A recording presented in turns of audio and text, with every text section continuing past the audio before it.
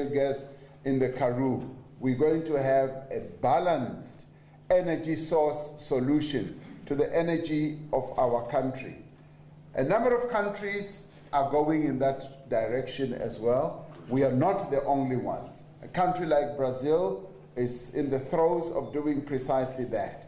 Now, the balance in the end is going to be the key factor. How much fossil fuel should we have? How much solar should we have? And how much of this should we have? And in the end, it is the economics that are going to be important. Right now, your fossil fuel is the cheapest, right now. But in the long term, nuclear is much cheaper than all of them. So you have to be balancing all this to determine precisely where you should go. The leader and the chair of SASCO says that South Africa is a capitalist state. And capitalists only seek one thing, and it is to make a profit. And then he relates it to the university here, that the university ecosystem is also dominated by a capitalist type of architecture. That may well be so. But the one thing that we should all recognize is that we have embarked on a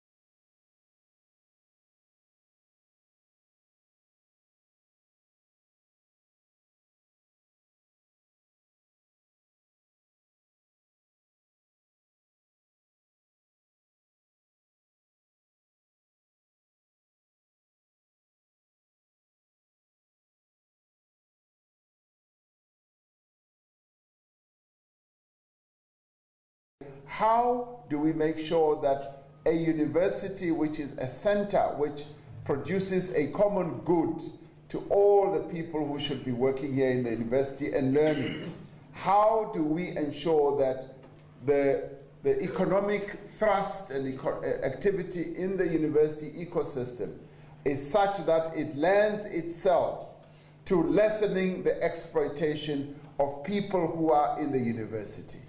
A capitalist system, by definition, yes, is an exploitative system. Where you are in this ecosystem, you should be asking yourself, how do we lessen the exploitation of the workers in this university?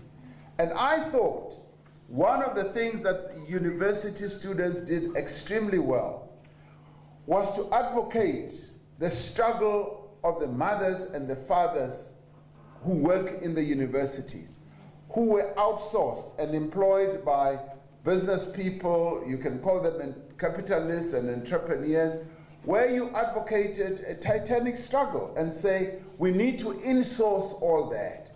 Insourcing that means that you are lessening the exploitation of the workers in the university system. And that was a victory for all of you, in case you did not realize that you had won a victory. That was a victorious step, and I applaud you for having done that, because it is important that even in a university setting you lessen exploitation. You will never be able to get rid of it completely, my good brother, because this is a capitalist, part capitalist system and part state-owned system. Capitalism is about, yes, making a profit, and inherent in a capitalist system is exploitation. Our challenge is to say, how do we lessen that? How do we blunt the rough edges of a capitalist system? And how do we make sure that people who work within the university ecosystem finally do not get exploited as other people in other ecosystems? That is the challenge that lies there for you.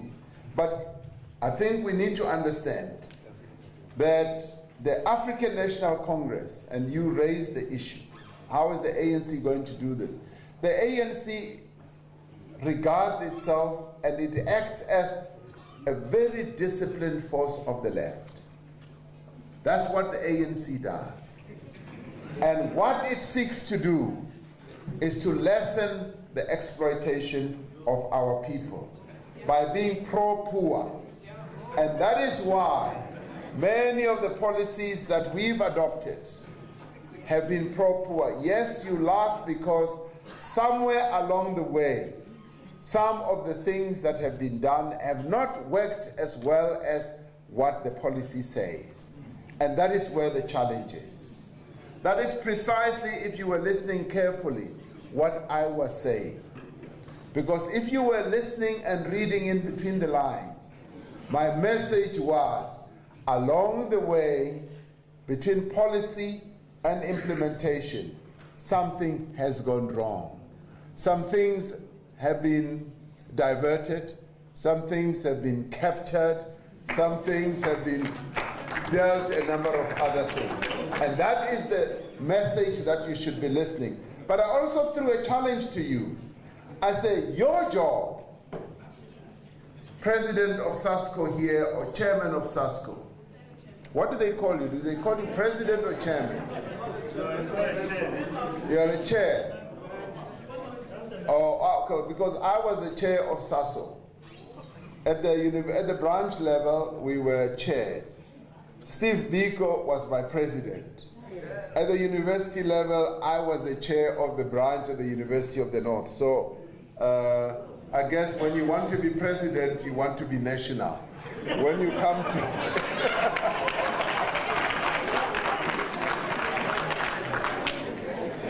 So my challenge to you, and this is a serious message I'm putting forward. My challenge to you, because I really fully recognize the role that you as students played by insourcing the various services that had been outsourced. For me, that was a real progressive move that you embarked on. And that was a solution.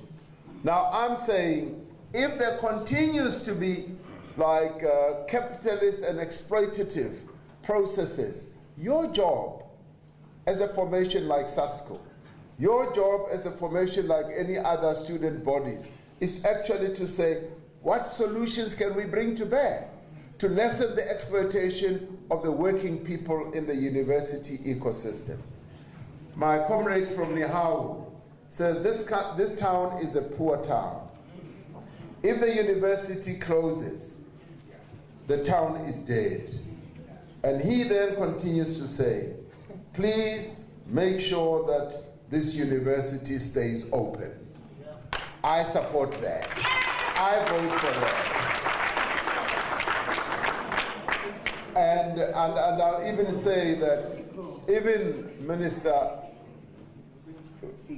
Gukile Nkwinti supports that. Because when the universities were being merged, I am told by my colleague and comrade here, Ino Kodongwane, that Minister Nkwinti was the one person who fought a lone battle, titanic battle, resisting that Rhodes University should be merged with any other. So you have a firm supporter in Minister Nkwinti here. So,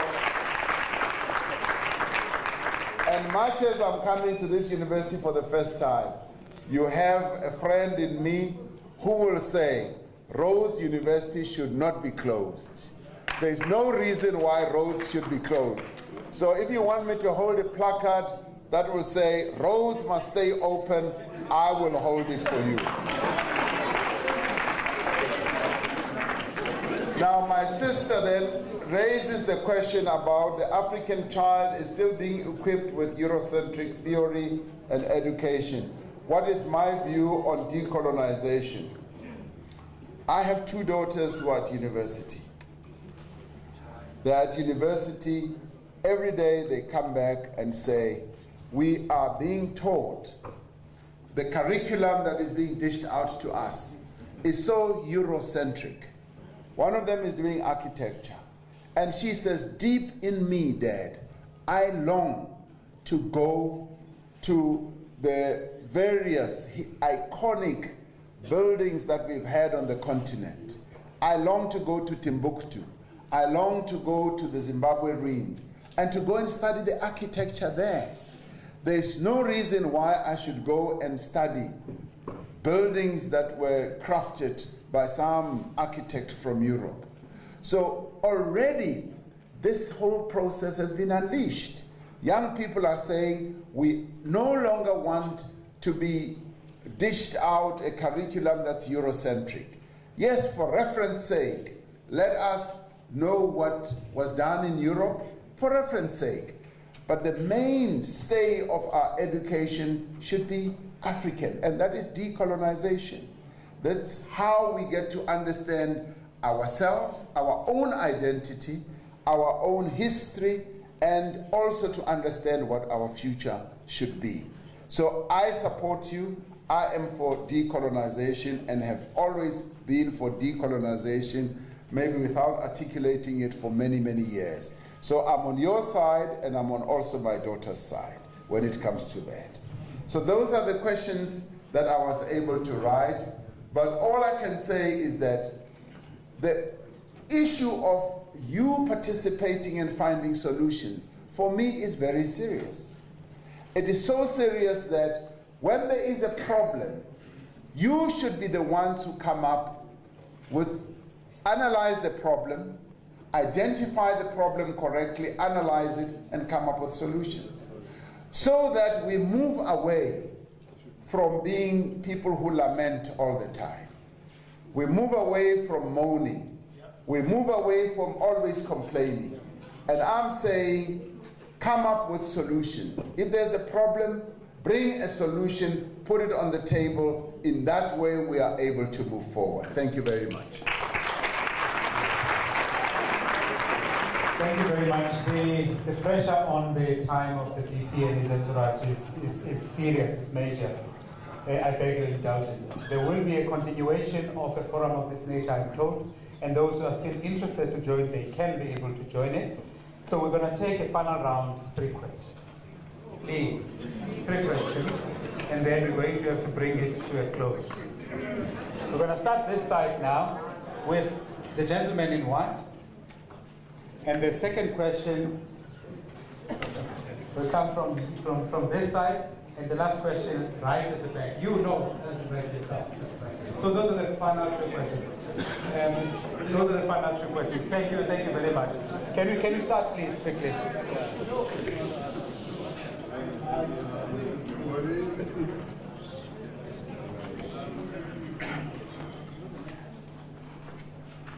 Thank you, Mr. Deputy President. I'm Randuson, Politics Department. Can you speak up a bit, please, Luanda? I'm Randuson Kiza from the Politics Department. I just wanted to ask, in the economic component of our foreign policy, South Africa attracts or has a big appetite for attracting foreign direct investment. That being said, what are our policies that will enable us to discipline and to direct this investment into South Africa, and also what the response around the tension between creating incentives for international, multinational corporations for them to generate revenues versus their responsibility over South Africans, especially South African workers. I asked this, relating this to London and the Marikana crisis in 2013, and I would appeal to you, Mr. Deputy President, if you can give us a response, appealing to your conscience as well about your role in Marikana, as well as the shift in our economy. How will that change our economy and how we think about multinational corporations in South Africa? Thank you. Thank you very much. Thank you. Please proceed. Next question. Order. Please proceed. All right. Deputy President, I'm Eric, the future President of Ghana. Yeah. So in your speech, you spoke about wealth and how you want to make sure it doesn't fall on few families or few people. And I thought it was kind of quite funny coming from the Deputy President, because there's a lot of wealth, even, and what I want to ask is, after that statement, I started thinking, when you speak about the radical economic transformation and redistribution of wealth, is it only limited to white people, or are we also looking at the few black families that have access to and my last one is there a plan in place to make sure that this radical economic transformation is not just a political rhetoric, and we don't walk through the same trajectory as other countries from Ghana to Zimbabwe, where the wealth, it just changes faces, like race. How do we make sure that we don't have a situation where, even though the wealth has changed, it doesn't fall on the Motepe, the Ramaphosas, and the Posas?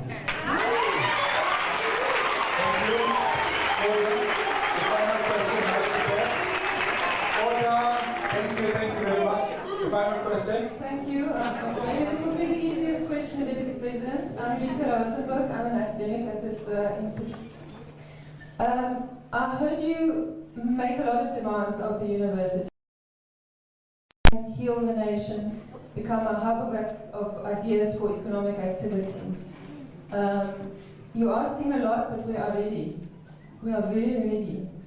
The question to you is, what do you think is the financial investment that needs to be made into an institution of which you would demand so much?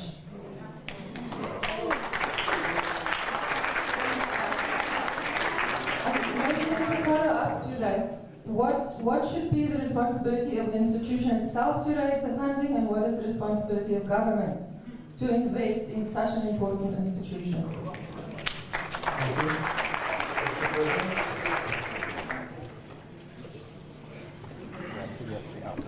Yeah. He's whispering to me that we are seriously out of time.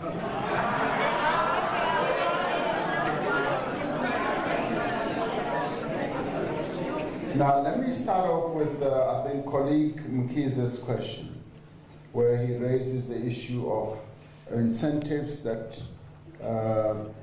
if we are to promote investments, incentives that should be given, say, for instance, to multilateral companies, and in relation also to the workers, and then he relates it to loanmen, and in the end, also what happened in Marikana.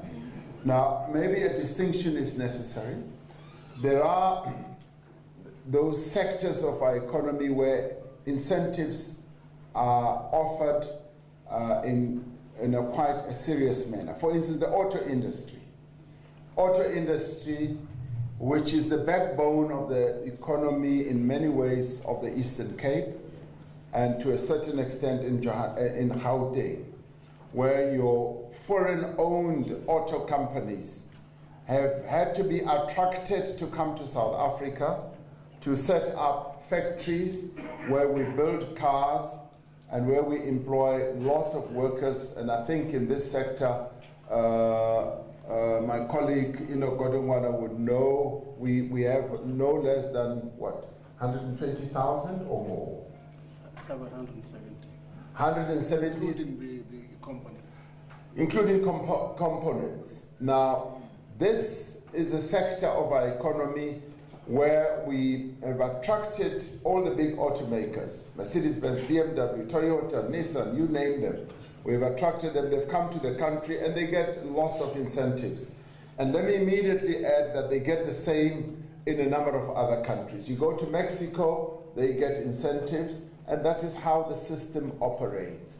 And we've joined that club.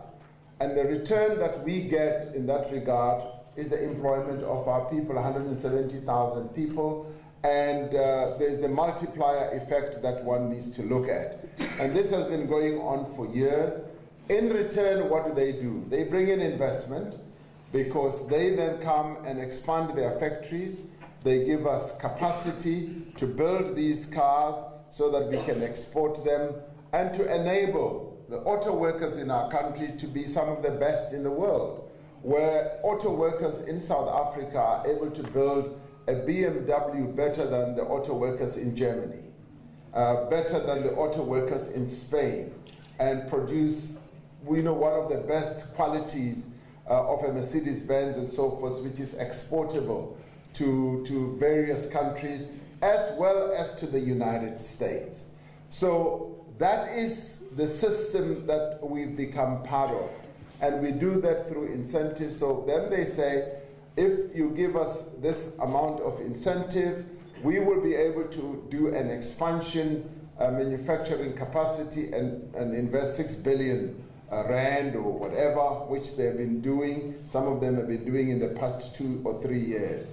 So it's one hand that washes the other, because we cannot afford, in the end, to shut down that incentive process, resulting in the unemployment of 170,000 workers. And then the economic benefit that we derive from that multiplies itself many, many times over in the various areas where these cars are made. So that is the one side. Then the other side is where, for instance, a license is given to mining companies, and a number of them are foreign-owned, admittedly, with a few shareholders locally. And they come, and they come and mine, they bring their money, and they don't get much in the form of incentives. The one thing that they get is, yes, they get their license given, and as they operate, what do we expect from them? From all of them, we expect that they will abide by the labor laws of our country, and indeed all the laws of our country. That's what we expect from them, that you will treat your workers properly and decently and all that. And coming to mining companies, they have had this legacy of having, started the migrant labor system. And this is where I often say, this is where apartheid was baked hard and firm in the mining industry, because of the migrant labor system, the way black workers were treated and all that. And as it turns out, the accommodation that they have to offer is really horrible, as we will have seen with the Lonmin situation. Coming down to Marikana, you say you want to appeal to my conscience, and my conscience is, I participated in trying to stop further deaths from happening. 10 workers had been killed. And my intervention was to say, there is a disaster looming. More workers are being killed and are going to be killed. My role was to try and stop further deaths from happening. Some of the workers had been hacked to death, and their eyes gouged out, their hearts ripped out. And that horrified me. And you may say, well, it doesn't really matter, but it did horrify me as a person. And I then said, we need to prevent this from happening. And yes, I may well have used unfortunate language in the messages that I sent out, and for which I have apologized, and for which I do apologize, that I did not use appropriate language. But I had never had the intention to have 34 other mine workers killed. I worked for 9 years for mine workers, serving them diligently, getting everything done to increase their wages, their living conditions, and for 9 years of my life, I put everything that I had to advance the interests of mine workers. And it could never be that I would then say 34 mine workers should be killed. And I have apologized. Now, this is where, even as a leader, I'm willing and prepared to listen to the advice and the counsel of other leaders. Mama Winnie Mandela has said to me, Deputy President, this matter needs to be addressed. I want to take you. I want to go with you to Marikana. That is what Mama Winnie Mandela has said to me. And I have said, Mama, I will accept your counsel. And I am willing to accept Mama Winnie Mandela's counsel in this regard. And this is a matter that she wants to do because she also felt pained by what happened in Marikana. And she says, Deputy President, this matter you need to address, and I am willing to do that, and I am going to be led by Mama Winnie Mandela in this regard.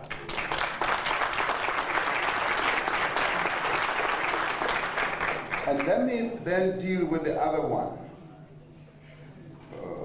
Yes. The future president of Ghana. Future president of Ghana, let me say to you, real economic transformation is a process through which we want to transform this economy. Transform this economy so that it benefits. And if you listened to what I said earlier, it benefits all our people, not certain individuals, not certain families, and not certain people with names. It is a process through which we want to transform our economy, make it grow, make sure that it benefits everyone. What do we want to do? We want to change the ownership patterns of our economy. That's what we want to do. We want to change the management patterns of our economy. We want to change the control patterns of our economy. We want to revamp the whole system so that this economy must benefit the people of our country, not families, not certain individuals, not certain groups, or not certain captured people. This economy must benefit all our people as a whole. I was one of those who was asked by the Black Business Council to lead the process of defining what Black economic empowerment is. They set up the Black Economic Empowerment Commission, which I was chairperson of. And we came up with a definition that says Black economic empowerment is a process through which we empower all our people. And out of that process came out the broad-based Black Economic Empowerment Act. And what it sought to do was to empower our people as a whole, because it was seen that, yes, a mistake had been made, where BEE was only advancing the interests just of a few people. And we were answering this process through precisely that. So my president, future president of Ghana, I can safely say to you, we will make sure that real radical economic transformation is a process that will be spread to all. The lady up there says the university system is ready, particularly because I've been making calls on all of you to participate very actively in coming up with innovative ways of solving the problems of our country. You say you are ready. But then you ask a question, is this going to be underpinned by financial contributions, making money available to the university system? And my answer would be yes. That's exactly what we want to do. We want universities to be reservoirs of solutions. And in order to do that, you've got to be empowered. Minister Blade Nzimande, before I got into government, asked me to lead a team on trying to find solutions to the funding of universities. One of the things that we looked at is that universities are underfunded. And if you really want universities to play their meaningful role in the life of our country, you must fund them. You must make sure that they are properly funded, and in properly funding them, you will then be able to eke out the best out of our universities. So yes, that's what we want to do. Thank you very much. Thank you very much. Can we just, before we break into song, we don't have much time, I would like to take this opportunity First, to apologize to all of you who had your hands up. I know how it feels, the heaviest of hearts. We had to bring it to a close because of pressures of time. And one of the people who had put their hand up was Bulelani Mvengenya, right here. And Bulelani, Deputy President, has written a note for your attention. Can you just stand up, Bulelani, please? This is a note that Bulelani has resorted to write to you. I'll hand it over to the Deputy President at the end of this. And Deputy President Uvuyana Jacobs there said it like it is. As a university, we are in a situation where we can do with more support. And thank you very much for your commitment to support this university. And when you hold that placard, we want to hand to you this token of appreciation, modest token of appreciation. That placard will be in these colors. Thank you very much.